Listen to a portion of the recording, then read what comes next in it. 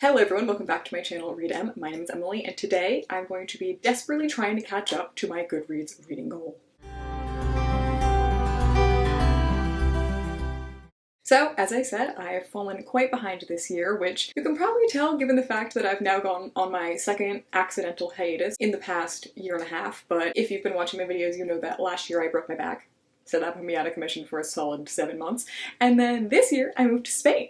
So that made it really hard to make videos for the past 9 months. So I'm so sorry about all that happening. I'm finally back home. I'm finally back where I'm ready to make videos again, I promise, this time. And the main goal I have now is to catch up with my reading goal that I'm also desperately behind on. And when I am desperately behind on something, or when I set a goal, I need to have a very specific plan for how I'm going to achieve that goal. So I thought, how could I possibly read 10 books very quickly? And some of you may be questioning my ethics here, you might be questioning the integrity of a Goodreads challenge, but what I'm gonna do is sort my physical TBR by shortest page length. I'm also gonna consider things such as manga and plays. They might not have the shortest number of pages, but they will be quicker to read. So I'm gonna do that and set out to read as many books as physically possible in this vlog. Will it be 10? We're gonna find out. Maybe it'll be taking too long. This could be a 2-part series, but I will catch up to my goal and I stand by that fact. My favorite part of people's videos like this is when they sort their Goodreads and reveal to themselves what they're gonna have to read. So don't you worry, I'm gonna do just that. I'm gonna screen record myself reacting to the shortest books in my TBR.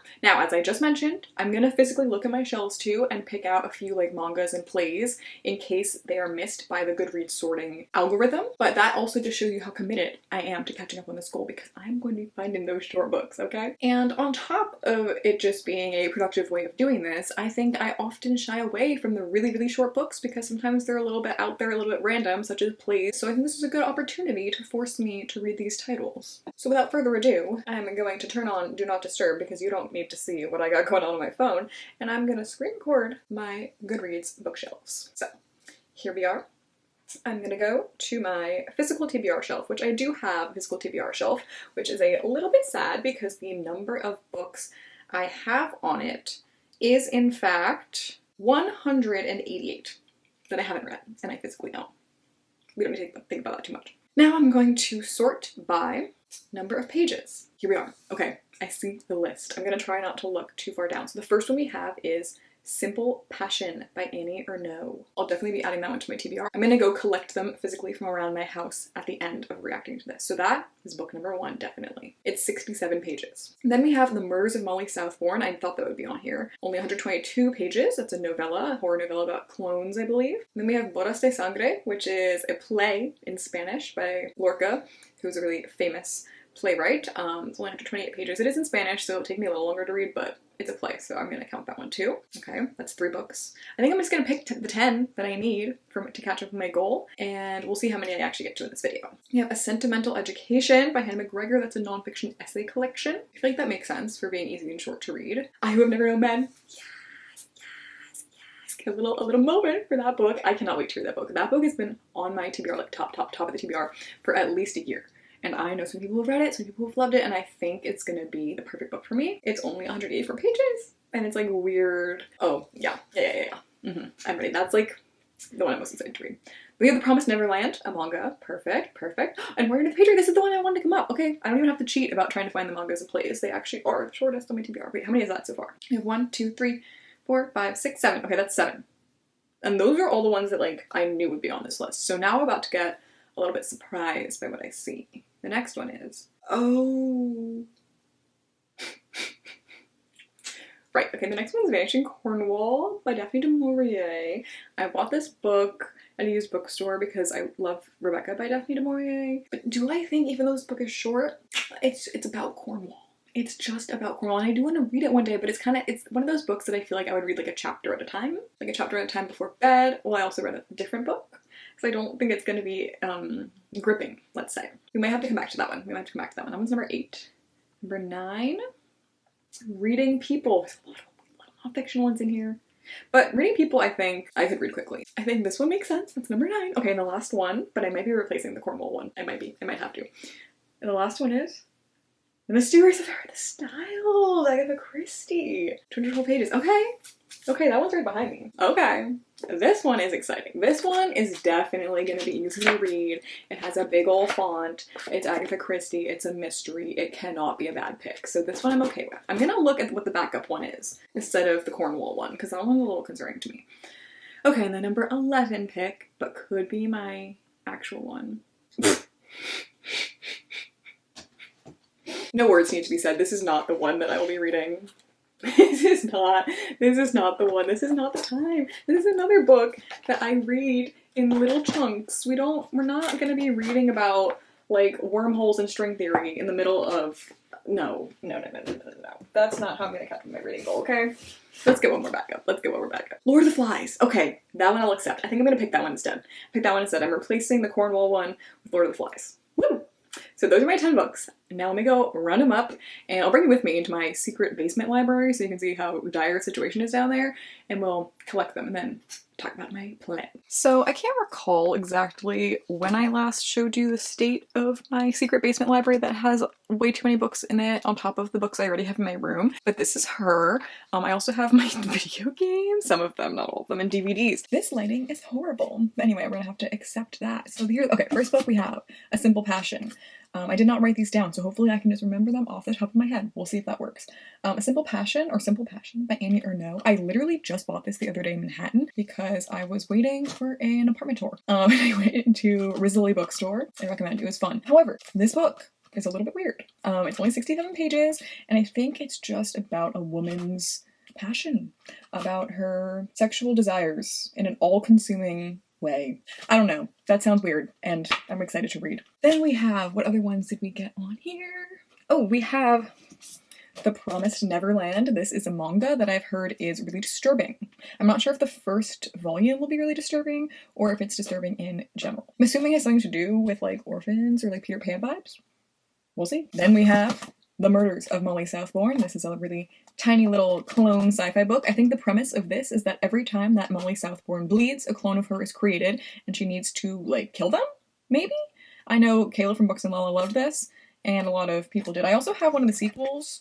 I got these for free from my work, but I don't know if people like the sequels. So for now, we have the first one on the TBR. Right next to that, we have Lord of the Flies. This is surprising that it's one of the shortest, considering it's also a mass market, so that makes it have longer pages, but it's still one of the shortest. This is a classic I've somehow never read, but I am convinced that I will love, because I love survival stories, and I love violence, and I love islands, and I also love toxic teenage boy narrators and dangerous children. So this combines all of those things. Sounds great. Oh, okay, wait. This is not on the list, but it could be an emergency replacement. Pen Pal by David Auerbach. I've been really wanting to read this. It's pretty short. It's only 230 pages, and the font is huge. Okay, maybe this will replace something on the TBR, but I've been really wanting to read this. I've heard it's sickeningly gross and scary, so I need to read it, and it's always hard to find it stores because it was published by, like, a weird publisher. Okay, sorry, I'm getting distracted, but I'm just gonna put this in my little pile too, just in case. Okay, then we have Bodas de Sangre, which means Weddings of Blood in Spanish. This is the play, so as you can see, there are very few words per page, so even though it's in my second language, I think I'll be able to get through this one quickly, and I vaguely know the plot. I've seen, like, flamenco productions of it, etc. Oh, there's some illustrations, too. Okay, I'm excited to finally get to this. I also bought it in Granada, which is where Lorca, well, I don't think he was from there, but he did a lot of his writing there, so that's a cool little thing to have. Then we have A Sentimental Education. This one, let's see, the font is pretty big as well. I am a little concerned about being able to speed read an essay collection. I don't think that's something I usually read quickly. But we'll see, maybe this could be the one that gets replaced with Pen Pal. Who knows? But there's also the other nonfiction.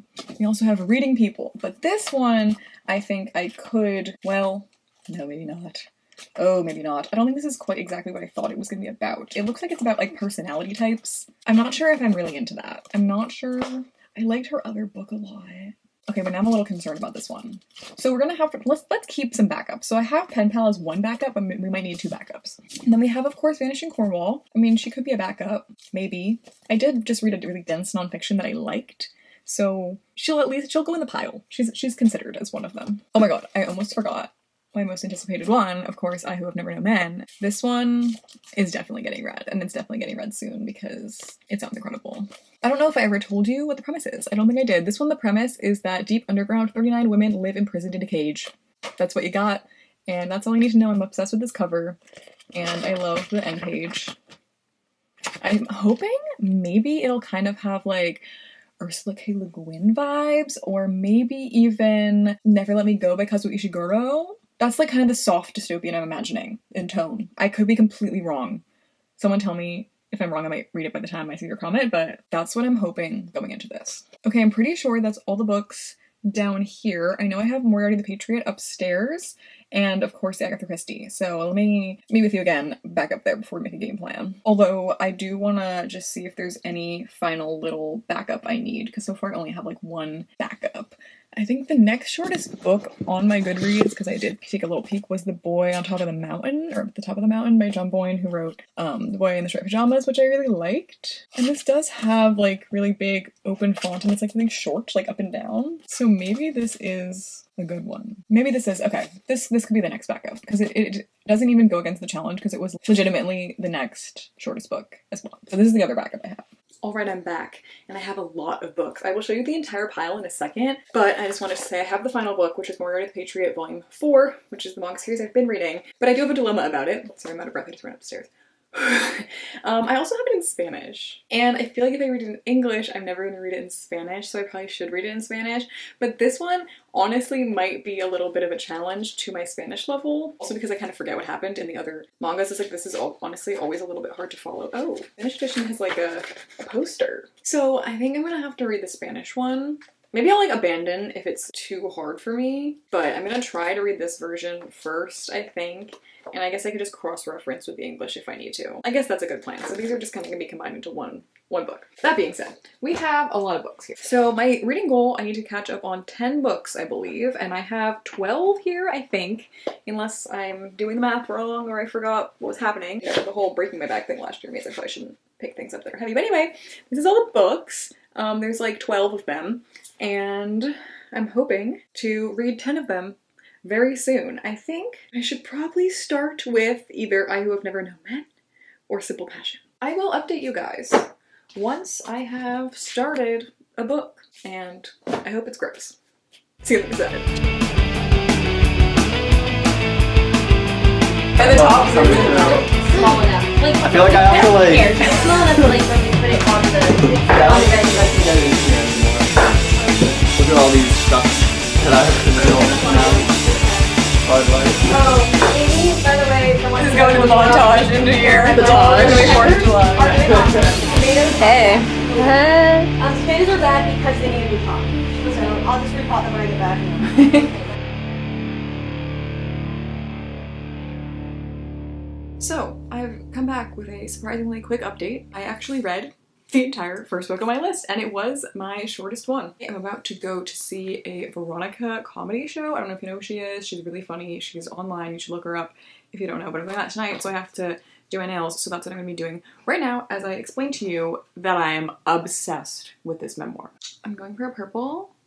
Let me know what you think. We'll see. I might be a little dark for summer, but I don't have a lot of colors. I need to go to Ulta again. As I already said, I am completely obsessed with this book. It is, I legitimately think, an all-time favorite. I do always hastily add things to my all-time favorites list immediately upon finishing them because of recency bias, but I swear this one's different. So what is that book about? Simple Passion is technically a memoir of sorts where our author, Annie Ernaux, chronicles a 2-year period of her life when she was unhealthily obsessed with an illicit lover. And she writes at the beginning of the memoir that writing it serves the purpose of translating her feelings of the time into words. It does not serve any other sort of purpose. It's not a letter to the man himself. It's not a instruction manual for how you're supposed to feel during these situations. It's just a translation of her mental state. And I think that describes it quite well. But what I found especially interesting about it is that she reflects on this time of her life as a bout of passion, and hence the title. But I would argue it was a bout of OCD. I'm not sure if she would use that vocabulary. She certainly did not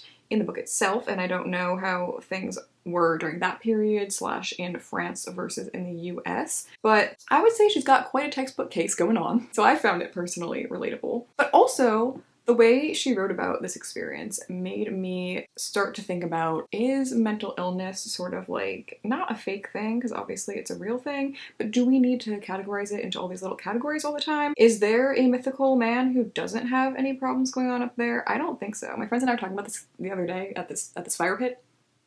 So that's the vibe of what was going on around there. But it did make me think about that, because the thesis of this memoir is essentially not entirely negative. She kind of is grateful for the fact that she experienced this level of emotion at all. And that was also an interesting take, and I'm just gonna think about a lot of what it had to say for a long time. I also think the obsession specifically being about a romantic partner has interesting implications, because it always has that question of whether you are obsessed with something because of the way your brain works, you're obsessed with something because you actually like it that much, or are you obsessed with a man because of internalized misogyny?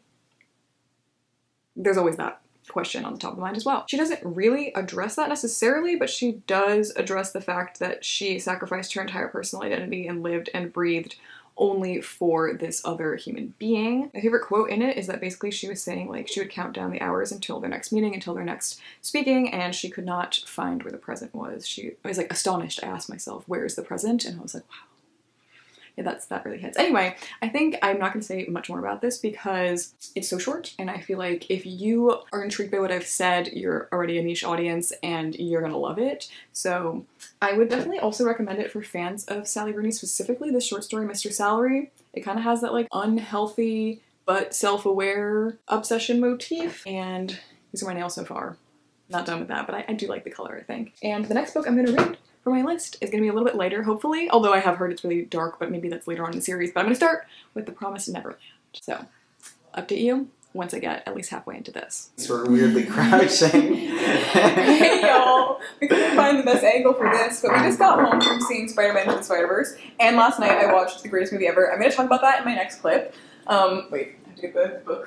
It was the saddest movie to ever happen ever, and I am making my way through The Promised Neverland, and it is crazier than I expected. There are demons and human flesh eating. So we're going to give you a full update on that after this. But first we have an exciting unboxing, because we're also crouching at the ground, because I couldn't find a different way to do this.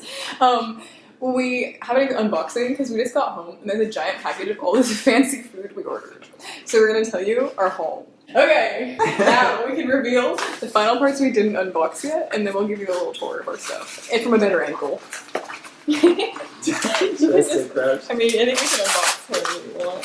Oh, you finally got your olives. Oh, my olives. Okay, so we have some beautiful olives. I believe they're from Spain. Olives are my favorite food. It's my ASMR for you. These are interesting. I've never seen this type. I feel like they look kind of small and light for brown olives. Not quite what I was expecting, but exciting. And then I've just unboxed some pepperoncinis my mom's really into.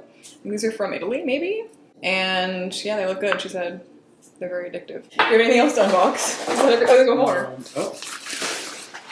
think this is the last thing to unbox, but then I'll just give you a little tour of what we got. What do you think this is? I think it's the hot sauce. Oh, it must be. I'm pretty sure we're gonna get a Dominican passion fruit hot sauce. Wait, oh my god, this is the exact one we had before that we liked. Oh. Okay, well, when we ordered this, I was like, oh yeah, we should get Dominican passion fruit hot sauce, because in the past I've really enjoyed a different passion fruit hot sauce. But this is the exact same passion fruit hot sauce, so it's very exciting. My mom also really likes this one. We got it originally from the Hot Ones, like, website thing. I don't really remember. Oh. Not as good as jalapeno sauce. Yeah, so Ethan's really excited about this cremosa. It's a green sauce that has jalapeno in it, and we're gonna try it with quesadillas tonight. It says, you ever splash some sauce on your taco and say, hot damn, we gotta bottle this up and sell it. I say that every day. Yep, so that's why I bought it. Okay, and we're gonna speed run the rest of this haul. Maybe I can get a better angle, I don't know, but we got some sour cherry preserves. I feel like this appeals to me. I don't love cherry things always, but I don't love black cherry, and I love sweet, but I love sour, so maybe we'll be into that. We have some apple cider vinegar. This is just normal apple cider vinegar.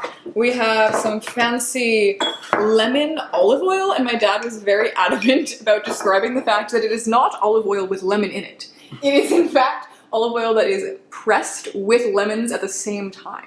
So it's really infused in there. And then we have some fancy other vinegar of some kind. Red wine vinegar maybe, or like balsamic. I don't know exactly. We got a ponzu sauce. It's red wine. Red wine vinegar. Okay. Thank you, assistant. We have a ponzu sauce. Should we play Chopped later? Make all this food. We have basil pesto sauce. Guys, we're almost done, but there's still more. We got artichoke spread. What do we do with that? Much to ponder. Much to ponder. I don't know if I've ever told you all, but I am considered the theoretical chef of the household. I'm the actual chef. Yes, and my mother. I'm the baker also. Well, we're both bakers. We're both the bakers. We're both the bakers. But I'm the theoretical chef, which means that I come up with the ideas for things. I just have that mastermind brain like that, you know? Uh-huh. But then I'm lazy, so I don't actually do it. Okay. That's not true. I just know. True. Well, yeah, it's a little true. Anyway, trout from Denmark. This is my tinned fish part. My parents were making fun of me for having a tinned fish influencer that I follow. Yeah. And I was making fun of you too. yeah, we were also making fun of me. Everyone was making fun of me. So I'm excited about this tinned fish. This is from Denmark, and I had really good trout in Denmark when I was there this year. Or last year, I guess, at this point. I have some Portuguese mackerel. This is the one I heard about from the influencer, and I was also in Portugal. I don't think I had mackerel, though, so that's exciting. And lastly, we just have tuna, but I love tuna, and this is a cool version of it. So anyway, that's our crazy haul of lots of food. I'll let you know if we make anything exciting and how it is. And I'll also update you about the books, because that is important. Oh, we got the promo stuff. The quesadillas will happen later. And I will make them. Hello. Oh, this is horrible lighting. I'm eating an olive. And I wanted to describe it because it's a very interesting taste. You try one. Okay. What do you think? It's very, like, almost tastes like alcohol. I'm into it. It does a little bit. But I've it's never so- had an olive that tastes like it. Ooh. I don't know if I like it. Oh, I like it. You're gonna spill olive juice everywhere. I'm really revolutionizing angles today by crouching on the floor with horrible lighting. Anyway, the olives are good. They're called Arbequina olives. But they're an acquired taste. They taste like alcohol. Yeah. But I kind of like it. Anyway, more tastings to come. Alright, now I'm back for my promised update about The Promised Neverland. On the train today, I actually went into the city to see Into the Spider-Verse because Regal Cinemas was having a promotion where they had $1 movies. So I obviously paid, you know, like $20 to go into the city to see the $1 movie, but that's fine, we don't have to think about that part. It was so good. I had never seen Spider-Man before. And I also just watched Close last night, as I kind of briefly mentioned in the last clip. And it was legitimately the saddest movie I have ever watched in my entire life. I'm hoping to do another film video at some point soon because I know not everyone in these book vlogs cares about that. But for now, this is my Letterboxd review. It reminded me a lot of the Bell Hooks book. This one, The Will to Change, about man, masculinity, and love. It's mostly about the patriarchy as a concept and masculinity as a social construct. And it was just like literally the most unrelentingly brutal film I've ever seen. Like I was stunned into legitimate silence. Obviously I would be silent if I was alone anyway, but I just was like gripping my face the entire time. Could not believe what I was witnessing. It's incredible. Yeah, anyway, so I'll have a video about films at some point in the future, but time to talk about this. Speaking of sad and slightly disturbing, I read at the beginning of this on the train into the city today, and so it's not spoilers to tell you that Promised Neverland is about what you think in the beginning is an orphanage of children, and our main character, Emma, is the protagonist that we follow, and she's 11 years old, but at 12 years old, or by the time you're 12 years old, all the orphans in this orphanage get sent away to the outside world where they're not allowed for that age. And you find out in this first chapter that they're not quite being sent out to the families they expect to be sent out to. They are actually being farmed. They don't live in an orphanage, they live on a farm for human flesh, and then they get put into these little like jars and pickled by demons. And when I say demons, I truly mean demons. That is not what I was expecting. People said that this got dark. I thought they meant in like a sad way and not a legitimately scary and disturbing way, but you know, my taste. I'm pleased to discover that this is the trajectory of where we're going. So I will let you know once I have completed Volume 1, but it seems that so far reading the shortest books on my TBR has been quite a success. I also can't remember if I already said this. I don't think I did, but last night I went to Veronica is Cool's comedy show, and one of the openers was Grant and Ash, aka Twink and a Redhead, who are these influencers on Instagram that make comedy songs that my friends and I think are so funny. And as one of the openers, as a surprise, we did not know this was gonna happen. They came out and performed their songs, and me and my best friend that I was with were dying, like quivering in our seats. We were so excited. And then after the show, we saw them outside.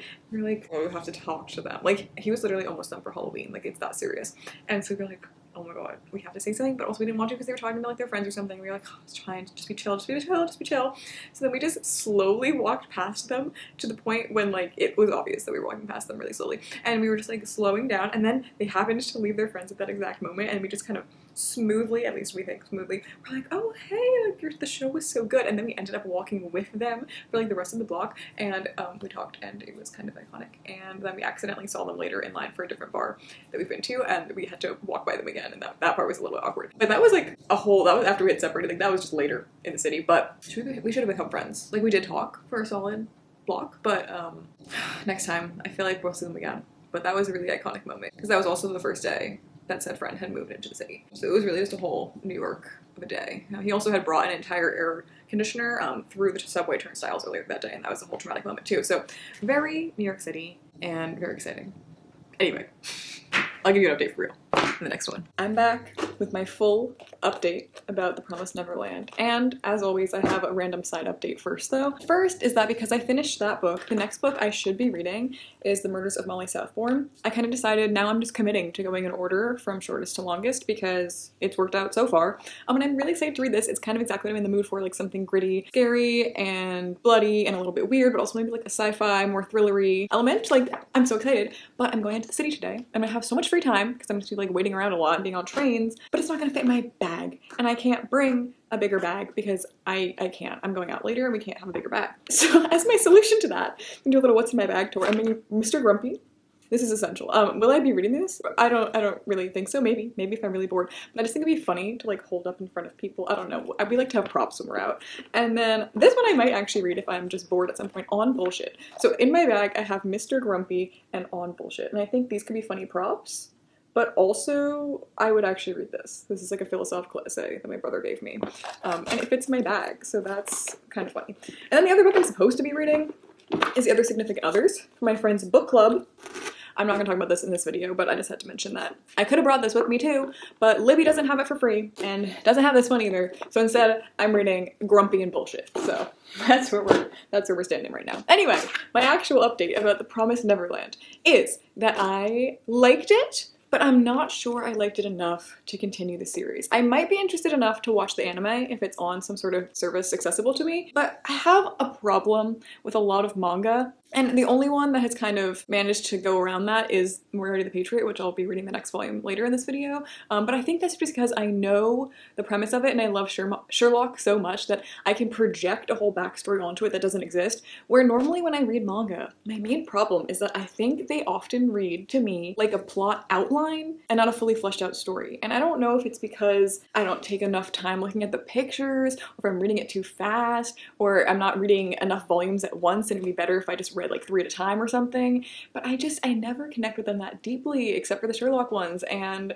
so I'm gonna give this a 3, but I don't think it's bad. Like, I just think it reads like a plot outline. And I know this is volume 1, and like, obviously there's not gonna be an entire arc in the first volume, but it's just like, I don't even care enough about the premise because it was so surface level. So it's like, that has to be a 3, I'm sorry. I will say, the premise is intriguing in general, and the vibes of this weirdly reminded me of Never Let Me Go by Kazuo Ishiguro. And hear me out, I feel like the premises are actually very similar. Obviously this is a literary fiction book, slightly dystopian, and also I recently watched the movie, which was better than I expected it to be, but I still recommend the book a lot more. But anyway, the premise of this is that the kids are in an orphanage and are actually on a farm being harvested for their meat. And then this book, again, this is the premise of the book, children in an orphanage, but they're expected to sacrifice their organs slowly over time until they die for people who want them and need them. So it's kind of the same vibe where it's just like sad reality, although in this one, they're staging a revolution to try to escape, and the whole entire point of this book, and the reason that it's so disturbing in a way, is that no one even attempts to break out of the system. Everyone just accepts it because that is what their world is. So this one's way more interesting, and this one's giving like City of Ember, but a little bit darker. Although I also liked City of Ember better because it was an actual novel. So anyway, This was a little bit of a bust, but it was easy to read, and I'm like vaguely intrigued enough to maybe watch the anime. Maybe. Although I struggle to remember to watch TV shows. But anyway, that was this one. So we had a 5-star and we had a 3-star. So on to the next one, I guess, except for I'm gonna have Mr. Grumpy in between. So I'll update you guys once I've made some movement into this one.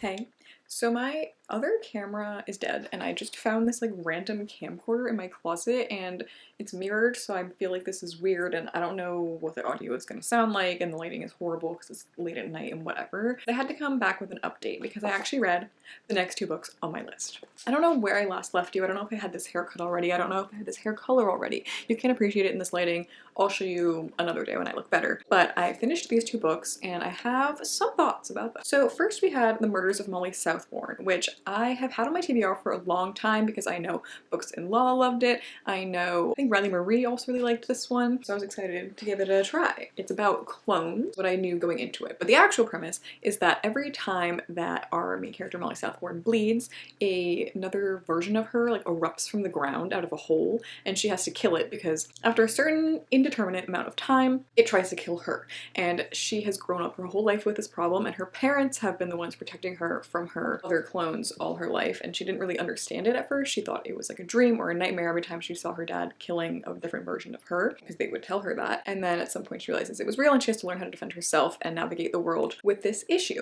And that also comes along with the question of, are they actually evil? Do I actually need to kill these versions of myself? What do they represent? Etc, etc. And I see what this book was going for. It reminded me a bit of Camille DeAngelis's Bones and All, but kind of with the opposite premise, where this book uses the idea of the consumption of others as something that you have to hide, the desire to consume others, where this one is that the creation of other facets of yourself or the thing that you're ashamed of. So it's kind of like the same thing with opposite premises, but I think that this one just did it a lot better, and obviously the extended word count helps with that, but this one just didn't quite pack the same punch. It was fun. It definitely got gorier than I was expecting in a good way because I enjoy that, but it didn't really hit for me in the way that Bones and All did. So this was a 4.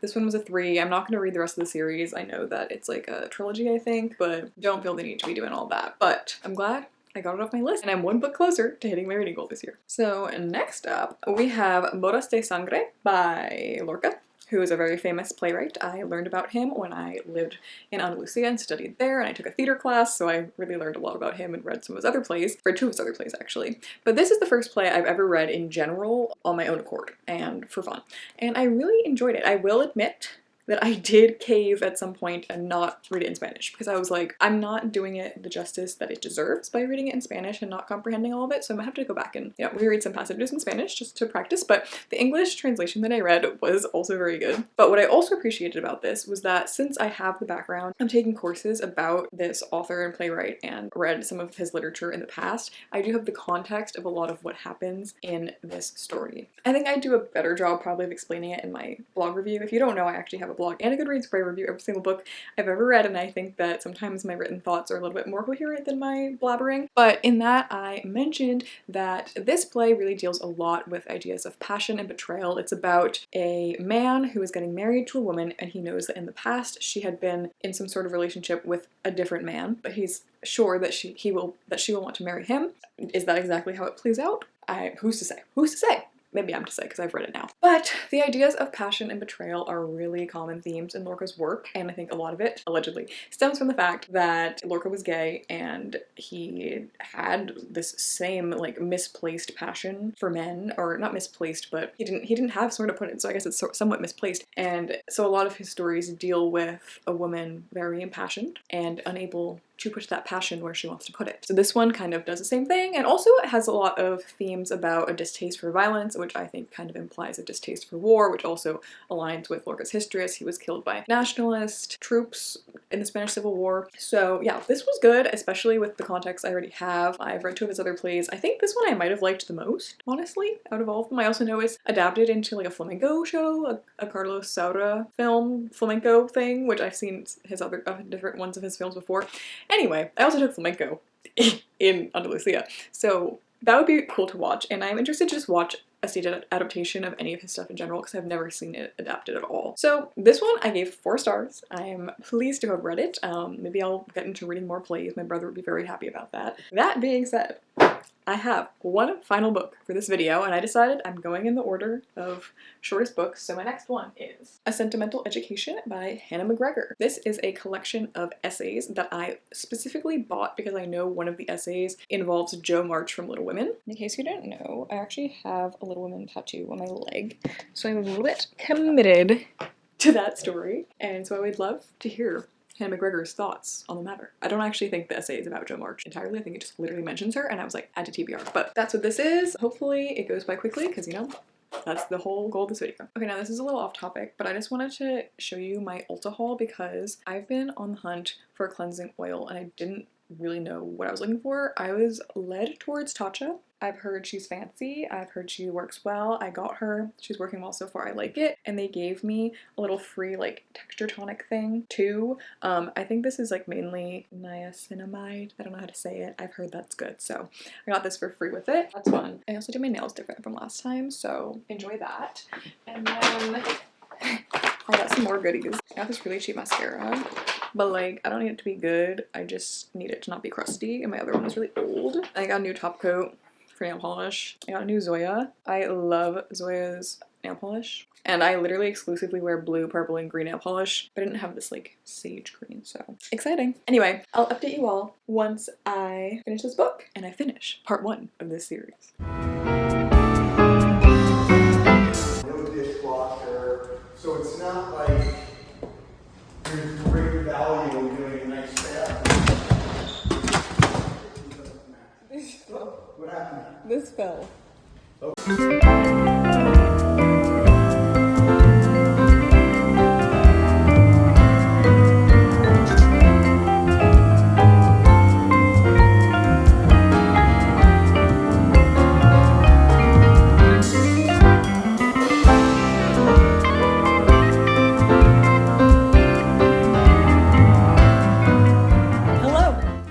With my final update for this video, and that means that I have officially completed A Sentimental Education by Hannah McGregor. And I apologize for the delay in this update. I actually was at Lollapalooza. It was a whole adventure, but I'm gonna put the vlog part of that in my next video, so stick around for that. But I'm here to talk to you about this very interesting essay collection. Now, going into this, the only thing I really knew is that it had that portion about Jo March from Greta Gerwig's adaptation of Little Women. I was excited to read that portion, and that part did not disappoint. It was very interesting and aligned with my personal opinions about the adaptation, which are very positive. But I also wanted to give you a little explanation of what this is actually about because I found it very interesting and I do think it is legitimately worth a read. Now, the structure of this is not your typical essay collection. It's not super academic, although it does cite sources and it is made by an academic. But she also reflects on how her podcasting life and format kind of influences how she decided to present these essays, because there is sort of a dialogue about the elitism of academia versus the format of a podcast, which is more accessible, but also not inherently less academic, just less conventionally academic. Anyway, that's like a whole little side niche in this essay collection. But what it's actually about is it is sort of a conversation about feminism, and specifically Hannah McGregor's own personal ties to feminism and the specific niches that she has found academic interest in discussing. The main one of which being the titular essay, A Sentimental Education, which discusses the idea of sentimentality and kind of the validity of the anecdote as a source of evidence. This also connects in a later essay called #Relatable, which talks about the idea of relatability as a sort of problematic construct because it sort of places white people's understanding of other people on a pedestal. And it means that if something's relatable to white people, that is good and that is better because it is what will actively change society, because we're in this sort of messed up space where if a white woman is sad, that is what dictates social change. And that is obviously something that is argued against in this book, but it is a true phenomenon that is currently happening. And she also uses, actual evidence and citations to support this culturally from the past, such as things like Uncle Tom's Cabin or other books that kind of force systemic issues into a palatable anecdote with sentimental qualities. And what I also really appreciated about this was that while it does have a thesis, its thesis is essentially that it's not trying to have a thesis. It's kind of trying to just ask a lot of questions and is trying to form a world where we can all, quote unquote, care ferociously for one another without it relying too much on everything becoming legible to everyone, because that is inherently problematic because it is pushing the idea that everything needs to be homogenous and understandable to the main cultural group, aka white people, which is obviously a problematic thing to believe. And it also kind of balances this question with the idea, though, of yes, we must recognize that this is something that is problematic, but also is it sort of problematic to suggest that it is only bad? Because that is kind of rooted in the patriarchy and assuming that anything sentimental is automatically irrelevant, where there obviously is power in reading and sentimentality and anecdotes, but you can't place all of that power in just the idea of doing that thing. For example, a lot of people think that they are fighting racism by having a reading list of anti-racist books and maybe not even reading them. Or if they are reading them, they aren't actually doing anything about it, they're just reading them. But obviously reading them is beneficial in some ways. The question that is kind of asked and explored here, though, is like, in what ways? Like, how good is it really? How helpful is it really if we just stop there? And how helpful is it really if we just stop at the lists without even reading the things? And how helpful is it really if we actually go beyond that and actually do something about anything? So there is a lot explored in this book, and the very last bit kind of goes a little off the rails and goes more into like personal stuff about the author and the idea of care as not being seen as something recognized by the state unless it's marriage. Like, relationships don't matter at all in society in terms of like an actual federal scale unless it is a romantic pairing and is a marriage, which is something that I've been reading a lot about in other books recently, such as The State of Affairs by Esther Perel and The Other Significant Others. So that is a topic that is always on the top of mind, and I'm glad that this explored it too, although it connected a little bit less to me with the rest of the content in this. But all that being said, I'm very glad that I read this. I only heard about it because of Kayla from Books and Lala, I think, and then the Jo March situation, but I really would recommend it to anyone who is generally interested in any topic I just said, or just interested in like feminist essay perspectives in general. And also I think this one does an especially good job at making the reader uncomfortable in a way that's productive and also in a way that doesn't feel like completely isolating, because the whole thing is really a question. It doesn't like shove any sort of specific opinions down your throat. It's just kind of asking a lot and considering a lot. And then as a reader, you do the same. With that finally being fully explained, I have read 5 books for this video and I'm making steady progress, hopefully, on catching up with my reading goal. Probably less than I was hoping to because this video took longer for me to film than I was hoping to, but that's because I was busier than I was expecting to be, which again, in the grand scheme of things, is probably better for me. But I'm happy to report that I did enjoy, generally, all of these books. We have a brand new favorite of all time with Simple Passion. We have some quite good reads that I'm definitely going to be keeping on my shelves with The Sentimental Education and Bodas de Sangre. But we also have the 2 3 stars. I think I gave both these 3 stars. I kind of don't remember, but I'm definitely unhauling both of these because they're not that memorable to me. And that is The Promised Neverland and The Murders of Molly Southbourne. I hope you guys will continue to stay tuned for the next video in this series, which is coming up, where I'll definitely be reading I Have Never Known Mad. I actually officially started it, and the other books from earlier in this video on my TBR. My next video, though, that I'm going to put out is probably reading my most anticipated book of the year, aka the sequel to my favorite book of all time, aka one that I was sent early for review. If you know, you know. It might be about a little something called a bunny. So if you know about that book, please stay tuned and watch my next video. It'll also include my Lollapalooza vlog. So thank you so much for watching. Please consider liking and subscribing and commenting for engagement, and I'll see you guys next time. Bye!